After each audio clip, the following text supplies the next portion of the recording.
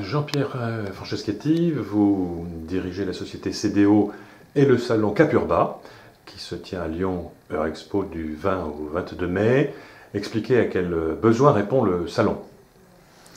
Alors le salon, bien, c'est très simple. Aujourd'hui, il y a une nouvelle tendance au niveau des aménagements urbains et des concepts urbains, c'est le concept de ville intelligente et durable. Donc le salon reprend ces thèmes-là, c'est-à-dire qu'il y aura dans le salon une offre liée à l'intelligence et à la durabilité de la ville, avec des exposants issus du monde industriel et institutionnel, mais surtout industriel, et qui présenteront donc les solutions qu'ils ont pour rendre la ville plus intelligente, plus facile à vivre pour le citoyen. Et globalement, on va dire que le but de tout cela, c'est de remettre le citoyen au cœur du dispositif et de faire en sorte qu'il puisse bénéficier d'une ville à la fois plus attractive, mais aussi plus pratique et plus facile à vivre. Alors tout cela tourne ou se fait ou se développera grâce à l'information.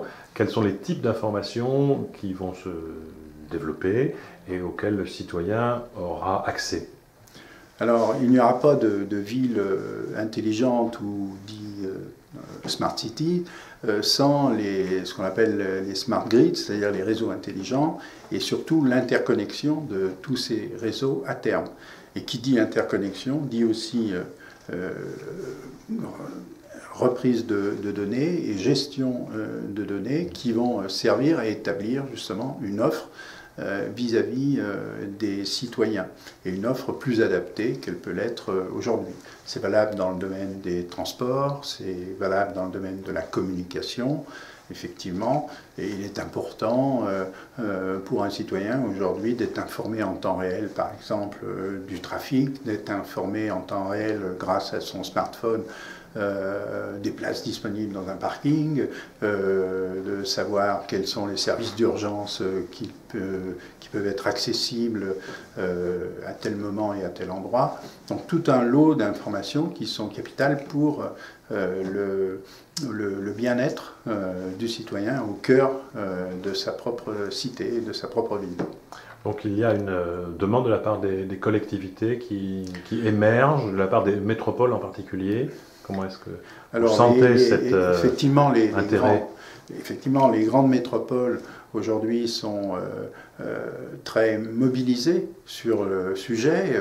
C'est, on va dire, à la fois récent quand on est dans ces concepts de ville intelligente, mais un certain nombre de métropoles travaillent déjà depuis quand même de nombreuses années à l'amélioration du cadre de vie. Donc tout n'est pas réinventé ou nouveau.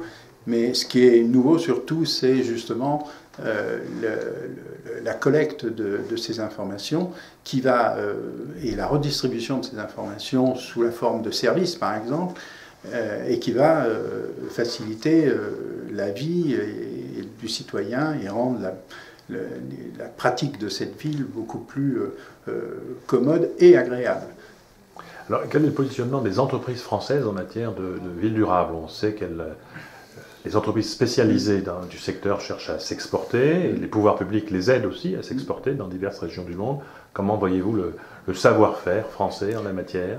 Déjà, au-delà de l'exportation, on a des entreprises françaises qui est déjà bien dans le domaine. On voit même aujourd'hui, d'ailleurs sur le salon, il y aura un petit pavillon réservé aux startups. On a des entreprises nouvelles qui se créent. Il ne faut pas oublier que ça crée de nouveaux services aussi, et que là, en règle générale, la France n'est pas trop mauvaise lorsqu'il s'agit, dans tout ce qui est logiciel quelque part, et dans tout ce qui est justement réflexion autour des logiques de fonctionnement et des techniques de fonctionnement. Donc ça s'adapte de la même manière à une ville. Et les entreprises, il y aura sur Capurba des entreprises qui émergent et qui sont spécialisées dans ces domaines que ce soit gestion de l'information ou offre de nouveaux services. Puis en parallèle de ça, bien sûr, on retrouve des grands groupes qui, eux, ont enfourché le cheval aussi parce que c'est pour eux des marchés d'avenir importants, et en sachant que s'il y a une chose durable, c'est bien le concept de ville lui-même. Hein, je ne pense pas qu'on supprime les villes d'ici à quelques temps. Et le facteur environnemental et énergétique dans le développement des villes, quel sera-t-il? Comment sera-t-il pris en compte? Quelle est la contrainte qu'il va exercer? Le secteur environnemental, disons que c'est une suite de ce qui est déjà engagé. Effectivement, puisque là, c'est pas, disons, la prise en compte de l'environnement, c'est pas nouveau. On l'a déjà vu avec le traitement des déchets, on l'avait déjà vu avec un certain nombre d'éléments de ce genre. Il y a des secteurs qui se renforcent énormément. Exemple, l'éclairage public dans une ville, c'est une très forte partie, c'est entre 25 et 40% de la consommation électrique d'une ville. Donc lorsqu'on met en place des solutions de smart lighting, ça permet des économies d'énergie relativement importantes, puis ça permet une meilleure utilisation et d'éclairer plus juste une ville en fonction du besoin. Voilà un exemple.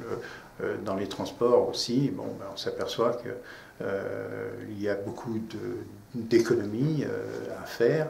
Alors, en ce qui concerne l'environnement, on pense tout de suite effectivement à la pollution, avoir des transports moins polluants, mais aussi avoir une meilleure régulation entre les véhicules d'usagers type privé et les transports publics, une meilleure répartition et puis finalement une meilleure adaptation des moyens de transport aussi aux besoins du public, puisque on voit que de plus en plus les villes grossissent, hein, et la population générale d'un pays s'urbanise. Très bien. Je vous remercie.